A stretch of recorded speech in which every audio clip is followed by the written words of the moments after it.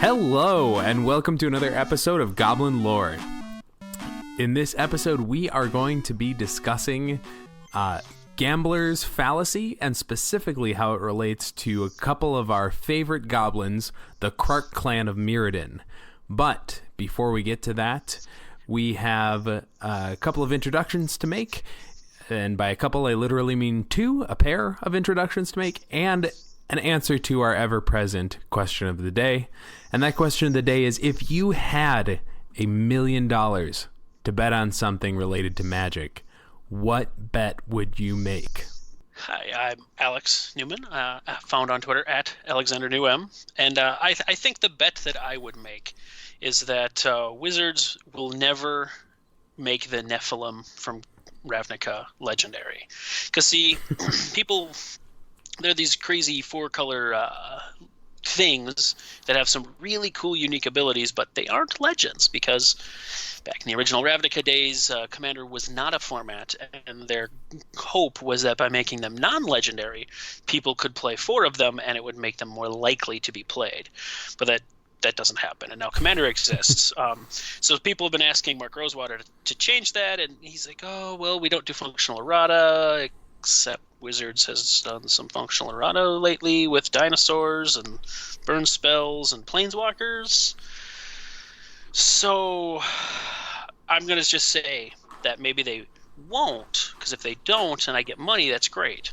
But if they do, then I get to build commander decks out of the 5. So it's a win-win situation for you, yeah. Exactly. Isn't that like a perfect bet or something? Isn't that a thing? I don't know. I don't gamble. Yeah, it's the perfect crime. Absolutely. There you go. Exactly. And I'm Joe Redeman. You can find me on Twitter at Fyndhorn. That's Fynd Horn. And if I had $1 million to bet on something magic-related, I would bet that we are never, ever going to see the Plane of Olgrotha again in Magic Story. Oh my god. And I am so sad about that. That is much to my dismay that I have to make that bet. But I know truly in my heart of hearts that we're not going to get it again, at least in like the main narrative sort of like we might get it in supplemental products and like associated stories with that, but they are never going to, close up the mana draining rifts that Olgrotha has, and the Sangiers are still going to be stuck there, and everyone's going to be bummed out, and Ravi's still going to be stuck in a dang tomb ringing the apocalypse chime. So I'm bummed. But on the other hand, that's another bet that you can't lose. That's true. That's true. Because if they do go back, you finally got them to go back to Olgrotha. Yeah. Or I should say you finally have a set in Olgrotha to have fun with. Is that, well, if it could be me that got them to go back to Olgrotha, do you think $1 million would make it happen? Because maybe we can get things up to that level. We crowdfund that, you think? Yeah. I mean, could be a Patreon stretch goal, right? We could get at least 3 people to donate. At least 2 people to donate to that. Yeah, absolutely. That's all you need. Just need 3 to cover 333,000. No big deal. Just get some seed money to start it, right? That's how those work. So, loyal Gabo listeners, if 3 of you want to contribute at the $333,333 level, we will petition Wizards, and by petition I do mean bribe them to return us to Olgrotha in Magic Lore. Speaking of our listeners, of our patrons, of all this sort of stuff, I do want to actually, before we get into the main topic, I also want to take a second to read a review that someone left for us on Apple Podcasts, or formerly iTunes. I don't know, something like iTunes podcasts, iPods. iScapes. At one point, it was just part of like iTunes itself, and then they pulled it into its own app or something. I don't know. I have an iPhone. If you can find it, then we would love a rating and review. It is super cool. We don't blame you if you can't, because we don't remember the name, but that's not surprising for us gobslugs. But this is a 5-star review from Marcus Brayman, and the title is A Completely Different ... I don't know the full title, but maybe I'm just not finding it here.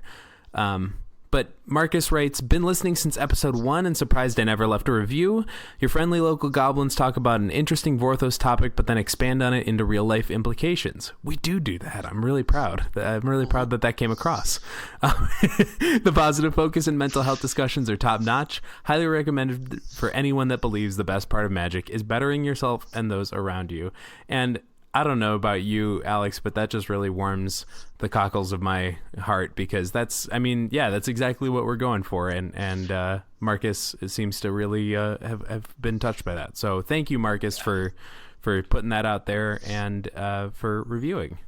Yeah, and it also is a wonderful opportunity for me to get to say the thing that I hear a lot of content creators say, but now I finally get to say it as a content creator. Yeah. That it's really great to see those things, because that's our intention. Our intention is to try to have this, to talk about the game and have fun, but to have this focus on mental health, to have a focus on kind of bettering yourself and making just things better. The world can be a dark place, and we want to try to be some light in that. And it's great to know that worked, that we actually hit that goal, because we don't necessarily know. I mean, and we do get, in this, we've gotten other reviews and we get interactions on Twitter and stuff, and we love all of that. And so I just want to encourage you to, if you want to talk to us or other content creators, please go tell them or tell us, and just that you enjoy the content and what you're getting out of it, because it is just, it's wonderful to see. Absolutely. Yep. Absolutely. I just want to second that. Anytime somebody contributes some good content to your life and you appreciate it, just go send them a ping. You never know. It might be the thing that just makes their day, But I don't have a good transition for this. And if that's not the most goblin lore, sort of transition, I don't know what is. We're going to talk about gambling. We're going to talk about something rather than light and happy things. We're going to talk about something seedy and deliciously savory here, and that's Gamblin. And specifically, where we tied into gambling in Magic lore is because of the card from Mirrodin, Krark's Thumb, which is a legendary artifact. The art is by the ever wonderful Ron Spencer. Really, really great stuff. Like if you remember all of the art from like the 90s, the late 90s, early 2000s cards that felt like super metal, super like heavy metal, Ron Spencer illustrated it. It was great. And Krark's Thumb is literally a thumb on a chain, kind of like a lucky rabbit's tail, a lucky rabbit's foot. That's what it is. And it's a goblin thumb. And the text of this says, if you would flip a coin, instead flip 2 coins and ignore 1. So you're kind of you're fixing your luck a little bit here. It's helping to get you a slightly more favorable outcome for yourself. And the flavor text here, of course, is from one of our favorite friends, Slobad, Goblin Tinkerer, and he says, I can think of one goblin it ain't so lucky for. Presumably Krark. Both goblin flavor text from a goblin, which is wonderful, but then it's also great, like goblin brand flavor text. Just a little bit of kind of dark humor, not a horrible. I like it. I like that a lot. That's perfect. Well, and so Krark was a goblin that created, or was the leader of this clan of goblins on Mirrodin. It's where we get the Krark Clan Ironworks, which is recently banned from Modern. They're a tribe of goblins that is particularly superstitious. When they took Slobad in, they did so very begrudgingly. The leader of the clan, who sort of became his surrogate father, had to really convince them to bring Slobad in, because Slobad was abandoned by his original parents because he was born under apparently a bad sign in the stars or the moon, and all this sort of like superstitious type of hocus pocus stuff. And this is apparently a widely held belief throughout the entire clan, and so they're very focused on luck and superstition and like that fates and destiny control so many things. And so that's kind of where we enter this idea of the gambler's fallacy in Magic. Yeah, and so I want to talk about kind of what the gambler's fallacy is, and I also want to mention before we go too far, and I forget, this was actually a listener suggested topic. It was on Twitter in response to a thread, and it was months ago, and I didn't write down who had the idea, and I feel really bad about it, so I'm sorry. But yeah, I totally got the idea from to do something about the gambler's fallacy from a listener, which is just great. But what the gambler's fallacy is, it is a fallacy about statistics. It's kind of looking at numbers wrong, which is really easy to do, and I think we'll get into that in a bit. Numbers are weird. But the gambler's fallacy is basically saying that is looking at past results and saying that this has to dictate future statistics or future results based on the statistics. And I think a quick example is a coin flip. Coin flip, we all know, heads, tails, 50% chance to get either one. And so the gambler's fallacy says you've gotten heads 10 times in a row. That means obviously the 11th flip has to be tails. Because that makes sense, right? It's got to balance out. It's got to balance out. There is a logic to it. Yeah, and there is a logic to it. And it's kind of on the other side that says, you may get it. There's something similar on the other side where you might say, well, this coin just flips heads. I mean, and we can get into that too. There's sometimes there's slivers of truth to this, which is part of the difficulties, because maybe the thing isn't balanced right, so it is always flipping one side. But all other things being equal, if there's 50% chance of a result, every single time you do the thing, it's 50% chance one or the other. The past results do not count towards the future. And right. So this is a thing that comes up a lot when you're rolling dice. I know as a player of Dungeons and Dragons, this happens a lot with dice. I mean, and ultimately this is a place where it's not harmful. It's kind of fun and people joke about it. But if you're rolling your 20-sided die, which is the main die in most of these games, your result of 20 by and large is going to be like the best result. Your roll of 1 is going to be catastrophic sometimes, just bad other times. And so you'll see D&D players who roll a 1 2-3 times in a row on the die and just be like, nope, I'm done with this die. Or even if it's just low results, I get a 3 and a 5 and a 7, I'm probably putting that die aside and I'm picking up a second die. And so this is another easy small example of the gambler's fallacy. Right. It's sort of a streakiness sort of thing. It's more of a belief in, like you were saying, in past results determining the future, as opposed to, understanding the idea of probability versus certainty of something being, in the case of like a coin flip or a die roll, that is like a contained, like pure chance sort of situation. And you could get into the minutia of like, oh, well, if you're rolling a die, that's not perfectly weighted on every side, or it's on a slanted table, or it's, thrown with different force every single time. Like, yeah, all those little things will change it a slight amount, but that's about as self-contained of a random situation as you can get. Whereas you have some situations like that, the hot hand fallacy is kind of the opposite effect that you were talking about, right? Where if a streak is going, you think the streak has to continue. And so that's actually something that, for instance, a lot of people in sports tend to believe. So if a player in baseball is hitting really well, you say like, oh, the next time he comes up, he's got to get a hit. I mean, he's been hitting so well. They say like he's seeing the ball really well, and it's like, yeah, maybe he is. Those are situations where there's a little more skill involved, or there's another sort of source involved. For baseball, it'd be like the pitcher and the batter. Those are two sources of sort of skill as opposed to just pure chance. Whereas something contained like a dice roll or a coin flip, that's pure luck. Yeah. Yeah, and there's some smaller things, and there's things like that. I think it's something to watch out for, because the human's mind, and this is a topic I found fascinating, and we are really, really good at finding patterns. Mm-hmm. And so we will find patterns like that, and this maybe is a tangent, but that's something that we're wanting to do here. So, and there's no one to stop us, so I think I'm just going to allow this. Nice. And so we tend to see things like this. I'm like, okay.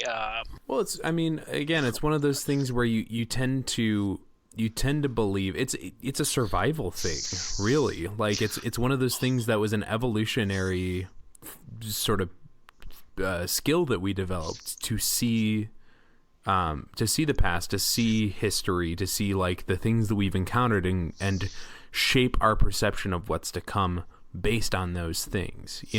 It like you go, okay, this particular dog, I'm thinking about like my mail routes there. If I know a particular dog that has been kind and sweet, that has allowed me to come up to it and pet it every single time, then I have no issue going up and delivering mail while that dog's out in the front yard. But if there's a dog that I don't know, I have no frame of reference for it. I have no pattern built up in my mind about how that dog will act, and so I'm gonna skip that house. So it's one of those things where that's it's an evolutionary thing for us to acquire these patterns and build them in. Yes, yeah. Thank you for bringing that up, because that was something I wanted to talk about.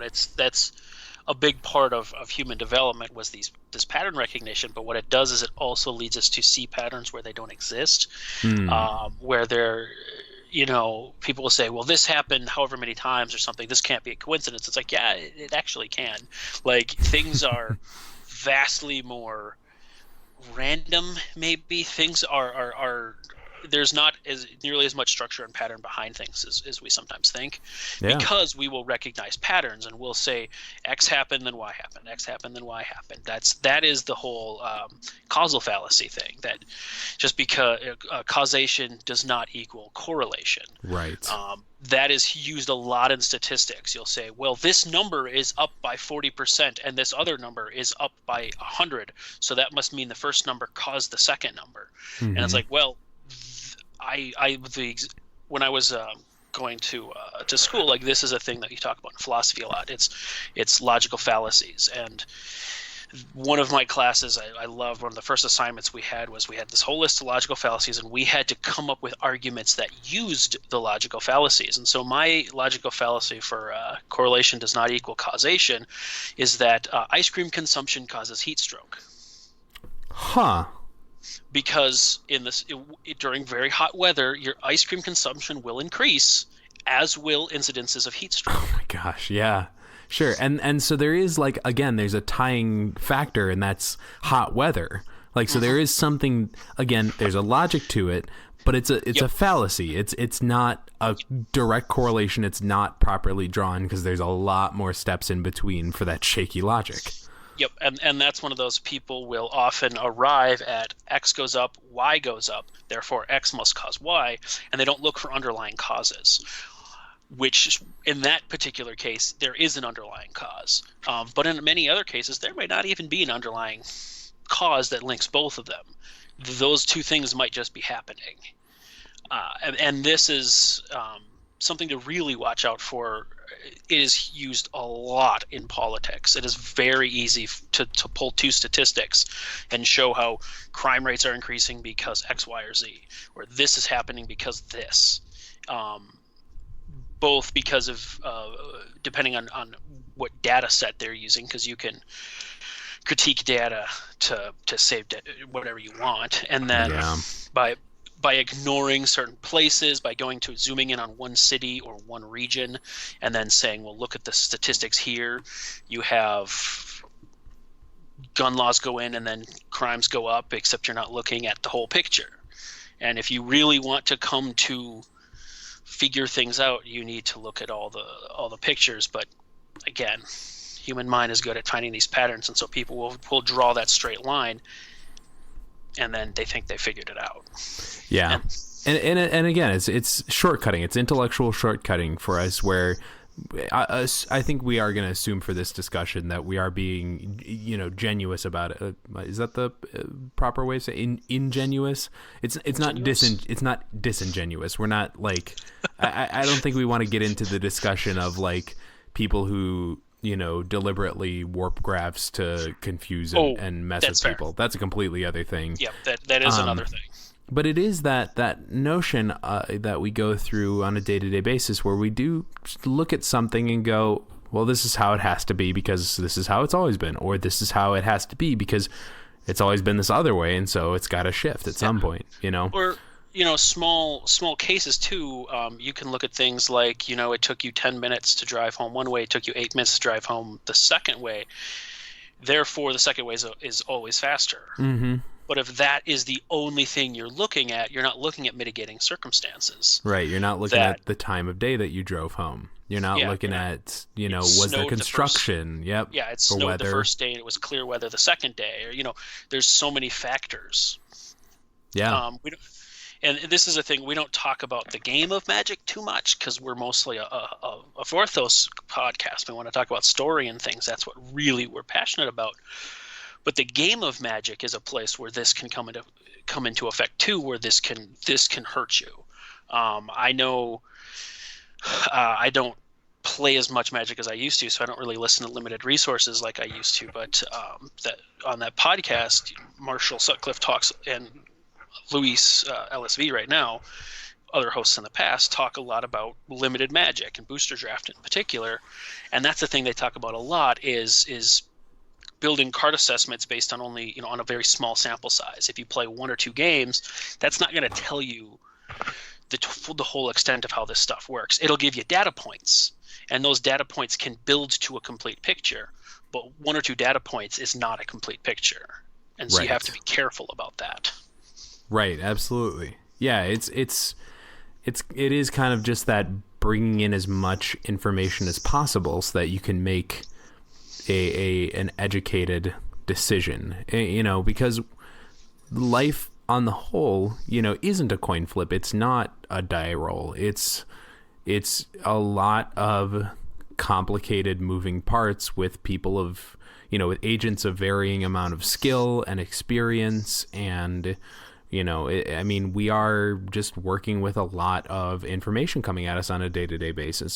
So you do have to kind of evaluate, like, which of these things is more influential in this moment and sort of deal with it that way. I was actually, speaking of limited resources, I was just listening to them the other day, and they talked about this a little in the sense of like draft philosophy. When you're evaluating a card, you can't just go like, oh, this one's more powerful. You have to go, okay, well, I've drafted 5 cards in mono red so far, and this one is a blue-black card. Like, that doesn't fit what I'm doing. Even though it's the most powerful card sitting here, like, is it powerful enough to move me off of my plan? And that's that sort of thing where you have to look at these things all as factors into your day-to-day life.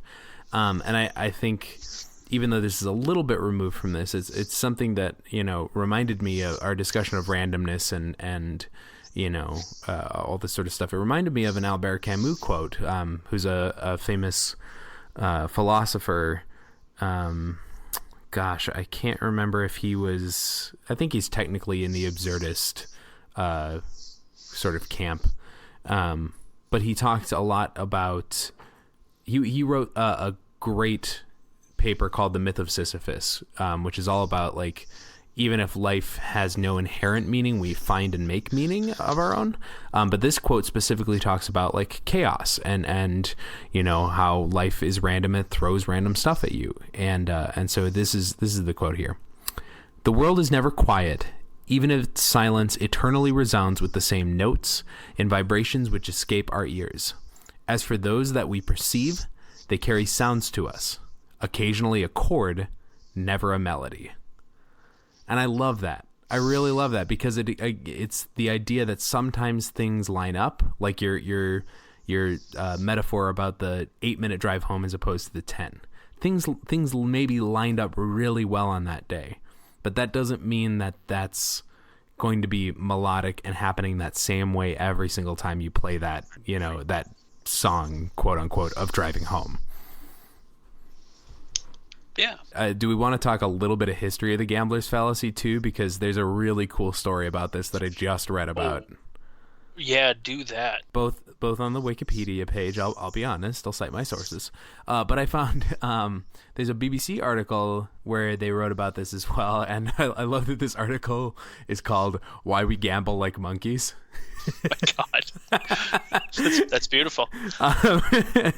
But so they talked about this happening in on August 18th, 1913 at the Casino de Monte Carlo. On this date in 1913, during a game of roulette, it's basically, for those of you that don't know, it's a large wheel that is spun, and there are like sections of the wheel that are colored black or red, and they alternate going all the way around the wheel, and they have different numbers on them, and people will gamble on, you can gamble on black or red, you can gamble on a specific number.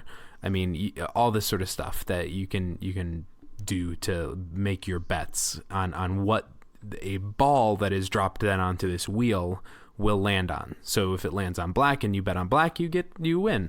If it lands on 26 and you bet on 26, you win. But this is pretty much a completely random set of events. Again, like it's one of these games that we're talking about, or one of these situations that is like a highly contained perfect randomness. And on this date in 1913, the ball fell on black 26 times in a row. And the probability of this, as the Wikipedia article puts it, is 18 divided by 37 to the 26th power minus 1. Or, better way to put this, around 1 in 66.6 million. 1 in 66 million is the chances of this. This is like flipping a coin a million times, I guess 66.6 million times, and it coming up heads every single time. It's possible. It's just not likely. It's one of these situations where it's just horrifically unlikely. And so gamblers lost millions and millions of francs, the French currency at the time, betting against black, because they reasoned that at a certain point it had to go back to red. It had to be red, because it had landed on black so many times in a row. And so the reasoning is that streak was causing an imbalance in the randomness of the wheel, and so then it had to be followed by a long streak of red. But that, again, is not understanding the fact that every time the wheel is spun, it is a perfect 50-50 chance. And so, I mean, that is such a great, I love that story, and I can totally imagine that scene too.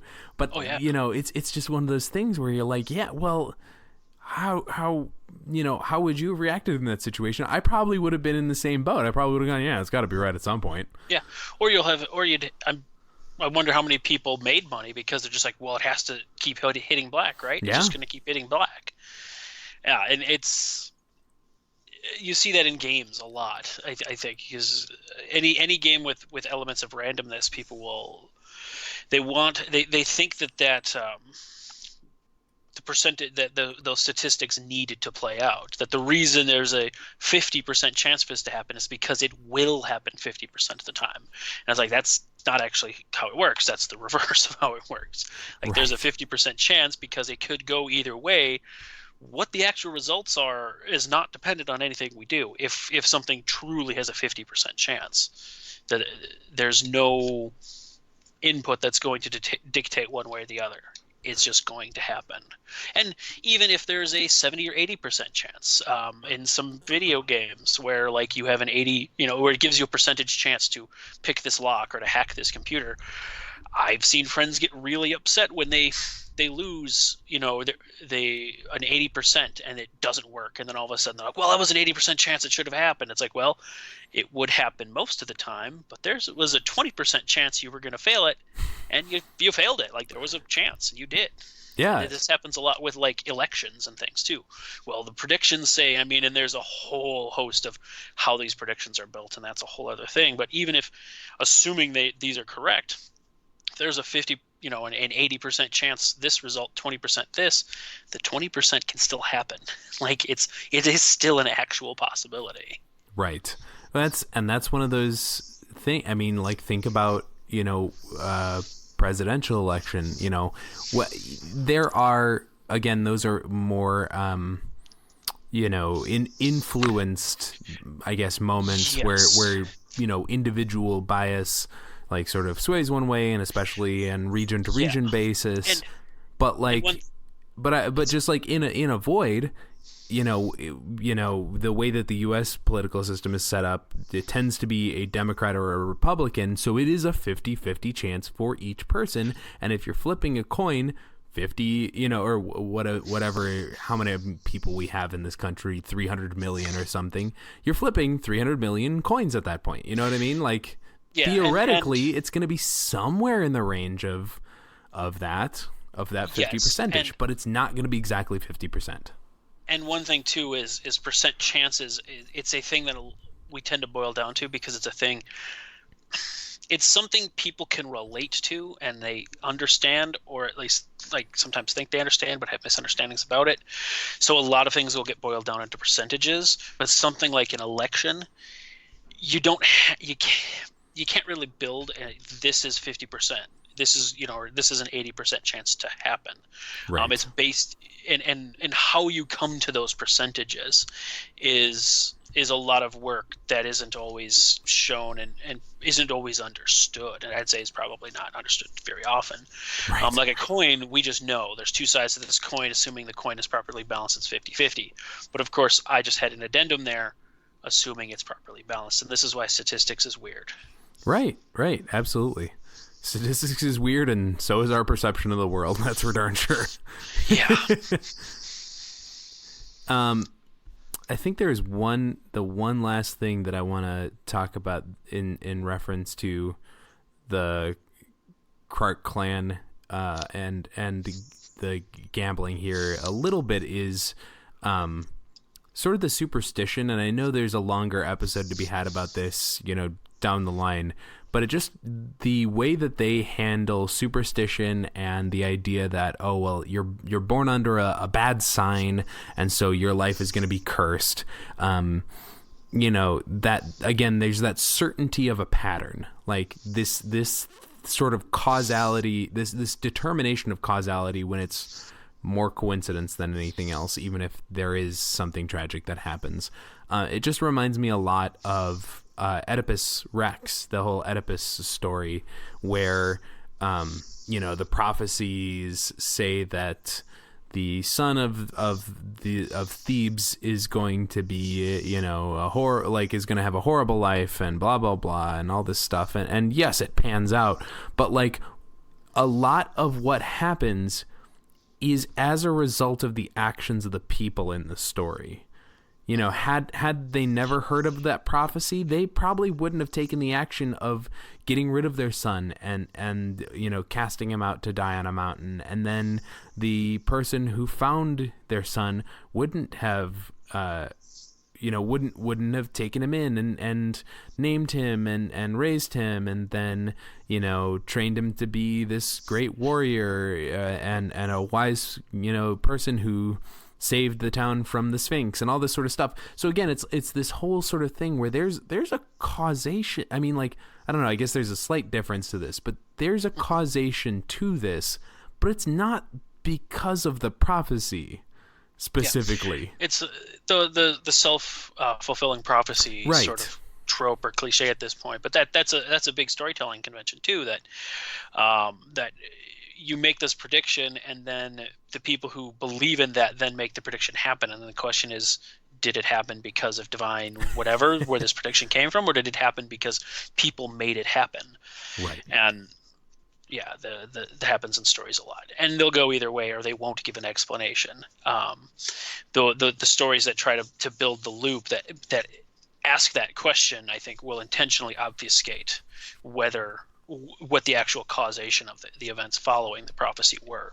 whether it was the prophecy itself or whether there was some power behind the prophecy that created it and made it happen.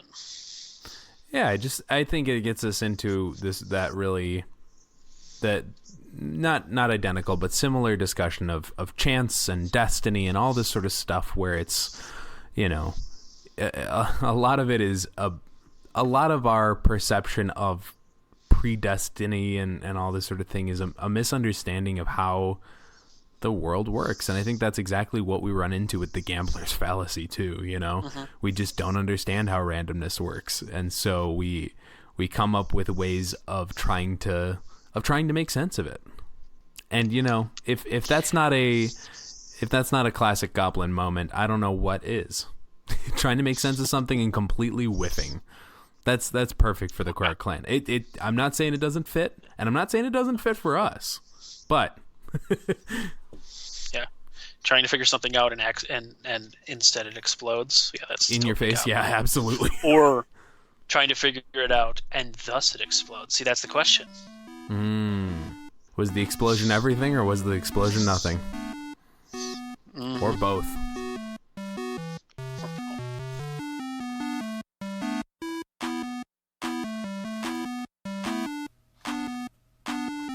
That's our show. You can find the podcast at Goblin Lore Pod on Twitter, or email any questions, comments, or concerns to goblinlorepodcast@gmail.com. If you'd like to support your friendly neighborhood gobslugs, you can do so at patreon.com/goblinlorepod. This episode of Goblin Lore was hosted by Joe Rediman, who you can find on Twitter at Fyndhorn. That's Fynd Horn. This episode was written and co-hosted by Alex Newman, who you can find on Twitter at AlexanderNewM. Engineering, editing, and production for this episode also by Joe Rediman. Our music is by Vintergotten, who you can find at vintergotten.com. Logo by Stephen Raphael on Twitter at Stephen Raffle. Goblin Lore is presented by Hipsters of the Coast, which you can find at hipstersofthecoast.com or on Twitter at hipstersmtg. Thank you all for listening, and remember, goblins, like snowflakes, are only dangerous in numbers.